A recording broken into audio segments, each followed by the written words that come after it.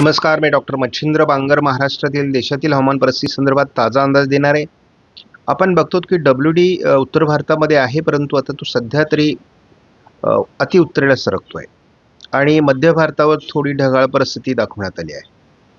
शिवाय बंगालच्या उपसागराच्या दक्षिणेला, अरबी समुद्राच्या दक्षिण टोकाला मोठ्या प्रमाणात बाष्प आहे. या बाष्पाचा काही परिणाम होणं अपेक्षित आहे, परंतु अद्याप बऱ्याच कालावधीपासून याचा काहीही परिणाम झालेला नाही आहे.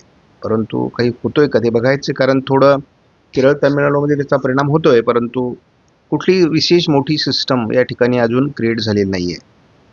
भारतीय हवामान खात्याकडून देण्यात येणारे सर्व अलर्ट हे पुन्हा पुन्हा बदलताना दिसतात आणि याचं मुख्य कारण हवामानात जे बदल होतात त्या बदलानुसार अलर्ट देखील बदलले जातात. त्यामुळे हे होऊ शकतं. आपल्याला बघतो आपण काल आपल्याला जे अलर्ट दिलेले होते ते अलर्ट खूप बदललेले आहेत.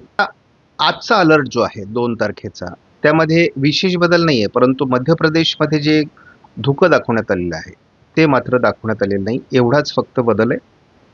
आणि उत्तर जम्मू काश्मीर लेह लडाखमधील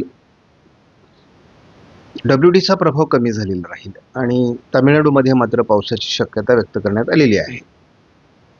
आपण जर 3 तारखेचा अंदाज बघितला, 2 दिवस म्हणजे 48 तासाचा आपण पुढचा अंदाज बघत असतो, तर पुन्हा एकदा आपल्याला मध्य प्रदेशमध्ये धुक्याचा प्रभाव दिसतोय, छत्तीसगडमध्ये धुक्याचा प्रभाव वाढतोय.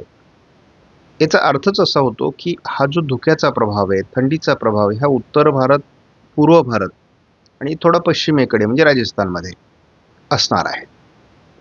दक्षिण भारतामध्ये तसं पावसाळी ॲक्टिव्हिटी किंवा थंडीचा प्रभाव, धुक्याचा प्रभाव फार कमी आहे आणि त्यात महाराष्ट्र देखील आहे. आपण थंडीच्या बाबतीत पूर्ण देशाचा जेव्हा विचार करतो तेव्हा अति उत्तरेला जम्मू काश्मीर, लेह लडाख, उत्तराखंड, हिमाचल प्रदेश, पंजाब, दिल्ली वगैरे या भागामध्ये अतिशय मोठ्या प्रमाणात बर्फवृष्टी होत असल्यामुळे थंडीचं प्रमाण अधिक आहे.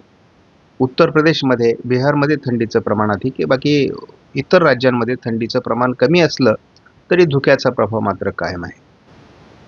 आपण कालही बघितलंय की पंजाब, दिल्ली, राजस्थान, गुजरात या ठिकाणी पावसाळी प्रभाव निर्माण झालेला होता. गारपीट काही ठिकाणी झालेली आहे आणि त्याची नोंद झाली आहे. आणि थोडं आपल्याला दिसते की मुंबईच्या आजूबाजूने देखील कोकणामध्ये काल पावसाच्या ॲक्टिव्हिटीज झाल्या, परंतु यामध्ये गारपीट वगैरे नव्हती, कारण कोकणात कधी फारशी गारपीट झाल्याचं आपण ऐकलेलं नाही आहे. आणि आपण बघतो की तामिळनाडूमध्ये एक चांगल्या प्रकारचा पाऊस आपल्याला कमी दाबाच्या प्रभावामुळे निर्माण झालेला होता.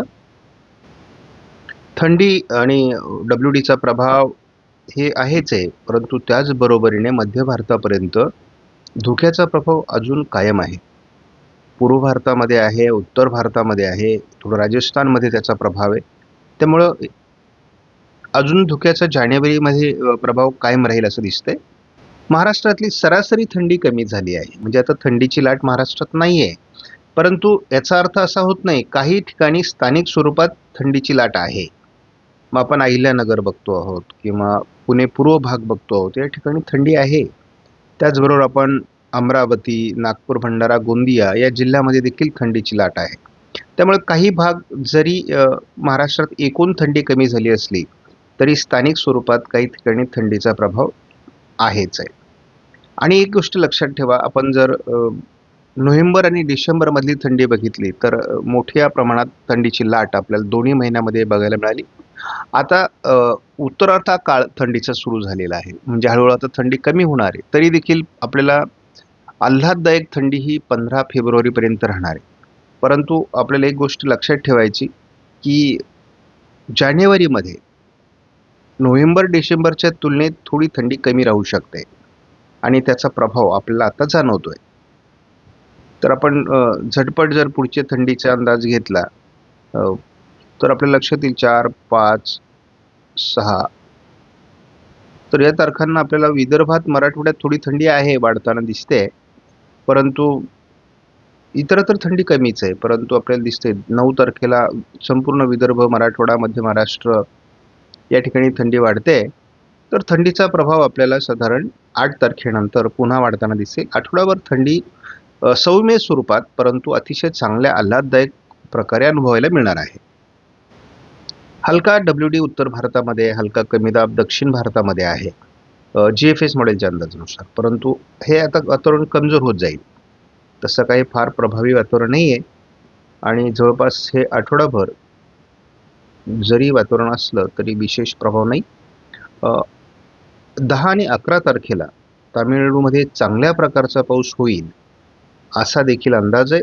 तसं तुम्हाला सांगतो, ईशान्य मान्सूनचा कालावधी संपलेला आहे आणि हा केवळ एक जो हलका कमी दाब या ठिकाणी स्थानिक तयार होतो त्यामुळे आहे. नवीन वर्षातील जे काही पर्जन्य रेकॉर्ड आहे ते आता सुरू होणार आहे, कारण आता 31 डिसेंबरपर्यंतचे रेकॉर्ड संपलेले आहे आणि सरासरीच्या तुलनेत 68% पाऊस हा कमी झालेला आहे. जिथे जेवढा आपल्याला पूर्ण भारतामध्ये पाऊस होतो तो पाऊस काही डिसेंबरमध्ये फारसा पडलेला नाही आहे. मार्चपासून महाराष्ट्रात हवामान बदल होईल आणि पावसाला सुरुवात होईल. म्हणजे मार्च, एप्रिल, मेमध्ये अवकाळी पावसाची शक्यता कायम आहे. आपण दीर्घावधीचं कोणतंही मॉडेल जरी बघितलं तरी आपल्याला मे आणि एप्रिल हा अधिक पावसाळी दाखवला जातोय आणि हा अंदाज बदलत राहणार आहे. त्यामुळे आपण याच्यावर लक्ष ठेवणार आहोत. आपण धावता अंदाज या मॉडेलचा बघत असतो. जर आपण बघितलं तर बंगालच्या उपसागराच्या दक्षिणेला एक पावसाळी क्षेत्र विकसित होऊ शकतं, हा एक अंदाज आहे. उत्तरेत WDचा प्रभाव थोडा या आठवड्यात कमी राहील असं दिसते, परंतु बंगालच्या उपसागरात एक चांगल्या प्रकारची प्रभावी सिस्टम बनणं अपेक्षित आहे. मात्र तिचा काही प्रभाव अजून निर्माण झालेला नाही आहे आणि जरी झाली तरी ती केवळ केरळ, तामिळनाडूपुरती मर्यादित राहणार आहे. उत्तर भारतात आणि दक्षिण भारतात असलेल्या पावसाळी वातावरणाचा महाराष्ट्रावर परिणाम होणार आहे आणि त्यामुळे महाराष्ट्रात थोडी ढगाळ परिस्थिती राहू शकते असा एक अंदाज आहे. आता काल मुंबईत थोडा पाऊस झाला, परंतु याचा अर्थ असा संपूर्णच महाराष्ट्रात पाऊस होत राहील असं नाही. पावसासंदर्भात फार विशेष अंदाज नाही आहे. महाराष्ट्रात थोडी ढगाळ परिस्थिती राहील आणि उत्तर टोकाला भारताच्या आणि दक्षिण टोकाला जे राज्य आहेत तिथे पाऊस होईल, दक्षिणेला पाऊस होईल, उत्तरेत बर्फवृष्टी होईल एवढाच अंदाज आहे आणि तोही अतिशय किरकोळ स्वरूपामध्ये आहे. आपण या ठिकाणी बघतो हलक्या स्वरूपाचं ढगाळ वातावरण महाराष्ट्राच्या काही भागात तयार होत असल्यामुळे थंडी कमी झालेली आहे.